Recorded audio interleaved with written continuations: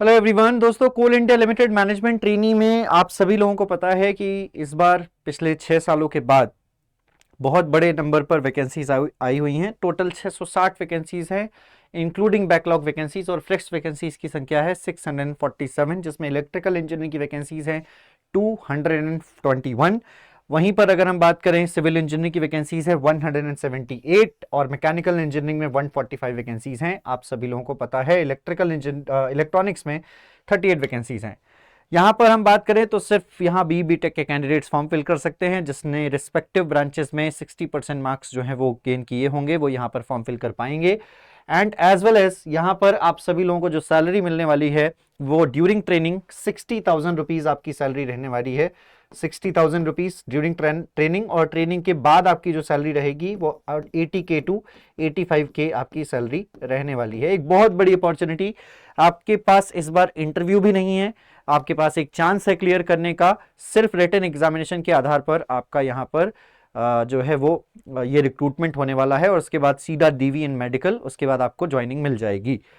जो form fees है वो लगभग 1180 रुपए है। आज के इस वीडियो में हम यहाँ पर बात करने वाले हैं सब्जेक्ट वाइज वेटेज एनालिसिस की इलेक्ट्रिकल इंजीनियरिंग के लिए, कि किस सब्जेक्ट का कितना वेटेज है और क्या लेवल ऑफ क्वेश्चंस जो हैं वो आपके 2020 के पेपर में पूछे गए थे, जिसके आधार पर 2026 में अगर पेपर होता है आने वाले 3 महीने में, तो क्या अप्रॉक्सीमेट चांसेस हैं कि किस सब्जेक्ट के कितने क्वेश्चंस आएंगे और किस सब्जेक्ट में आपको कितनी मेहनत करनी है, वो आपको इस वीडियो में मैं बताने वाला हूं। तो शुरुआत करते हैं।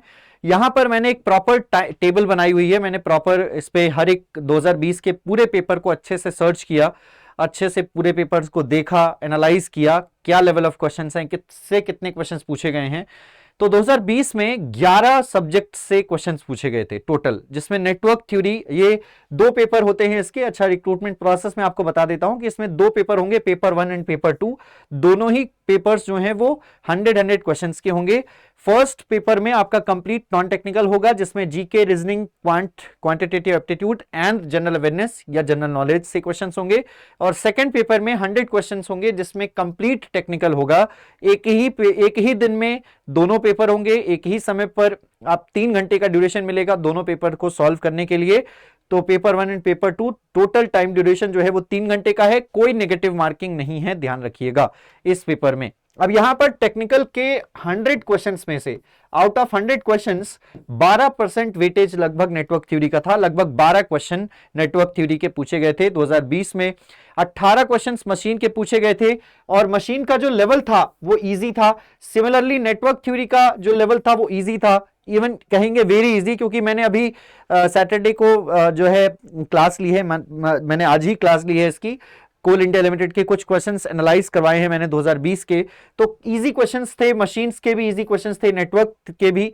बट पावर सिस्टम्स का जो वेटेज था वो 11% था, और पावर सिस्टम्स में जो क्वेश्चन का लेवल था वो था मॉडरेट टू टफ, मतलब अच्छे खासे क्वेश्चंस जो है वो पावर सिस्टम्स में पूछे गए थे। मेजरमेंट का अगेन 11% का वेटेज था, इजी लेवल ऑफ क्वेश्चंस जो है वो पूछे गए थे। इसके बाद ईएमएफटी में 6% का वेटेज था, इजी टू मॉडरेट जो है वो क्वेश्चन ईएमएफटी के थे, अच्छे लेवल ऑफ क्वेश्चंस मैं बोलूंगा ईएमएफटी के भी थे। कंट्रोल सिस्टम्स का 14% वेटेज, बहुत सारे क्वेश्चंस कंट्रोल सिस्टम्स में आए थे, इजी टू मॉडरेट यहां पर जो है वो क्वेश्चन का लेवल था। सिग्नल सिस्टम में 6% ऑफ वेटेज था, यहां पर इजी टू मॉडरेट इसके भी क्वेश्चन थे, मतलब मैं कहूंगा कि अच्छे कुछ क्वेश्चंस जो है सिग्नल सिस्टम में भी पूछे गए थे।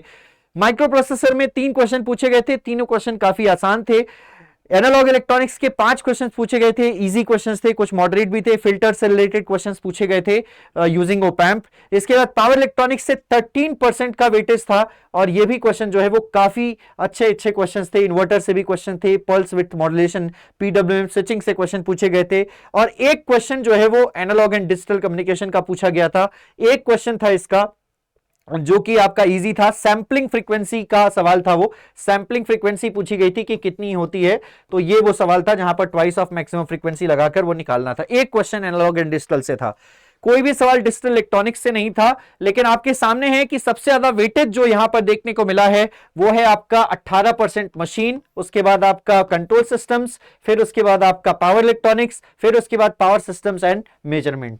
सारे के सारे क्वेश्चंस को, सारे के सारे सब्जेक्ट्स को इक्वल वेटेज मुझे लग रहा है, जो मेजर सब्जेक्ट्स हैं अगर आप देखेंगे तो ये इक्वल वेटेज जो है वो दिया गया है। ये सब्जेक्ट हो गया, ये हो गया, तो इक्वल वेटेज दिया गया है इस तरीके से। तो आपको किन सब्जेक्ट्स पर फोकस करना है वो ध्यान दीजिएगा कि आपको पावर सिस्टम्स पर फोकस करना है, नेटवर्क पर करना है, मेजरमेंट पर करना है। ये 4 सब्जेक्ट बहुत अच्छे से पढ़ने पड़ेंगे। ईएमएफटी भी ठीक ठाक, मतलब मीडियम वेटेज सब्जेक्ट है। 14% कंट्रोल सिस्टम बहुत बहुत बहुत इंपॉर्टेंट सब्जेक्ट है और मैंने इस सब्जेक्ट को बखूबी पढ़ाया है, पूरा कंप्लीट किया है। स्टेट स्पेस के 3 क्वेश्चन पूछे गए थे 14% में से, मतलब 14 सवाल में से 3 से ज्यादा सवाल स्टेट स्पेस एनालिसिस से पूछे गए थे। बहुत अच्छा खासा वेटेज है। और यहां पर अगर हम बात करें पावर इलेक्ट्रॉनिक्स से 13% का वेटेज था, ये एक बहुत अच्छा खासा वेटेज है पावर इलेक्ट्रॉनिक्स का भी यहां पर अगर हम बात करें तो। फिर उसके बाद सिग्नल सिस्टम्स का जेड ट्रांसफॉर्म से क्वेश्चन था, फूरियर ट्रांसफॉर्म, लाप्लास ट्रांसफॉर्म से क्वेश्चन था। Microprocessor is very easy, कोई बहुत ज्यादा मेहनत नहीं करनी है। Analog electronics is also easy to moderate, कुछ बहुत ज्यादा मेहनत, बहुत ज्यादा डिटेल्ड, जहां बहुत ज्यादा डेप्थ ऑफ नॉलेज जो है वो यहां पर ग्रैब नहीं करनी है। बट पावर सिस्टम्स मैं बार बार कहूंगा it is moderate to tough. हर एक पेपर में पावर सिस्टम्स का जो वेटेज रहता है वो एक अच्छा खासा वेटेज रहता है। तो ये है एक सब्जेक्ट वेटेज का प्रॉपर एनालिसिस इलेक्ट्रिकल इंजीनियरिंग के लिए 2020 का। आप सभी लोग अगर चाहें तो इन सभी सब्जेक्ट्स को इस प्रकार से तैयारी करना स्टार्ट कर सकते हैं। और मैं यहां पर 2019 की कट ऑफ एक बार बता देता हूं। 2019 में यहां पर इलेक्ट्रिकल इंजीनियरिंग की 218 वैकेंसीज थी, मैकेनिकल में 258 और सिविल इंजीनियरिंग में 68 वैकेंसीज थी। और इंटरव्यू के बाद, बिकॉज वहां पर इंटरव्यू भी था, इंटरव्यू के बाद आपकी जो कट ऑफ थी इलेक्ट्रिकल में 162, मैकेनिकल में 165, सिविल में 167 of UR, EWS and OBC की कट ऑफ इस प्रकार से थी। मैं इस बार बिल्कुल नहीं कहूंगा कि इस बार कट ऑफ इतनी जाएगी, क्योंकि एक तो कंप्लीटली सीबीटी बेस्ड पेपर है, इंटरव्यू के मार्क्स माइनस भी कर दिए जाएं तो लगभग 145 के अराउंड आपको मार्क्स जो है वो लाने होंगे। और इस बार भी मैं कंपटीशन कम खोलूंगा, क्योंकि यहां पर सिर्फ बीटेक के कैंडिडेट्स फॉर्म फिल कर सकते हैं। गेट में पिछली बार जब 2019 में रिक्रूटमेंट था तो गेट के कैंडिडेट्स बहुत सारे अपीयर हुए थे, जिसके कारण ये कट ऑफ जो है वो बहुत ज्यादा हाई चली गई थी। इस बार गेट अपीयरिंग कैंडिडेट्स की संख्या भी लगातार घटती जा रही है, इस बार भी इतने जो है वो नंबर नहीं जाएंगे। 150 फिर भी आपका सेफेस्ट स्कोर होना चाहिए, जैसा पेपर देखा गया है। इससे इजी पेपर बनता है तो safe score will be more, और अगर टफ पेपर बनता है तो safe score will be less.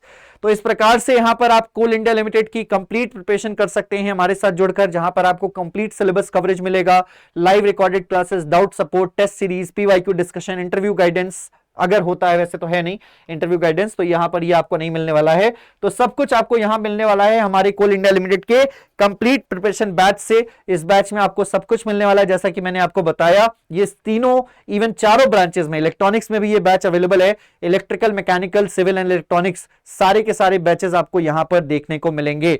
अभी जाइए परचेज कर लीजिए, ठीक है। और ये बैच आप सभी लोगों को इस समय मदर्स डे के उपलक्ष्य में आपको सेल पर मिल रहा है। अड्डा 24/7 पर जाना होगा, वेबसाइट पर all courses engineering exams, electrical engineering अगर आपकी ब्रांच है तो यहां पर आप सभी लोग कोल इंडिया जैसे ही सिलेक्ट करते हैं तो कोल इंडिया का जो बैच है वो मदर्स डे पर 1671 रुपीज का मिल रहा है। इसमें आप कूपन कोड लगा सकते हैं Y1022, और जैसे आप कूपन कोड लगाते हैं आपको मिलता है मैक्सिमम डिस्काउंट, और ये बैच आपको 1595 रुपए का 12 महीने की वैलिडिटी के साथ मिल जाएगा। फटाफट से जाइए इस बैच में एनरोल कीजिए। मिलते हैं आपसे अगली क्लास में। आई होप कि वीडियो आपको इन्फॉर्मेटिव लगी होगी। इसी प्रकार की और भी इन्फॉर्मेटिव वीडियोस के लिए चैनल को सब्सक्राइब करना मत भूलिएगा। Bye bye, take care, God bless you all and see you soon. Thank you so much.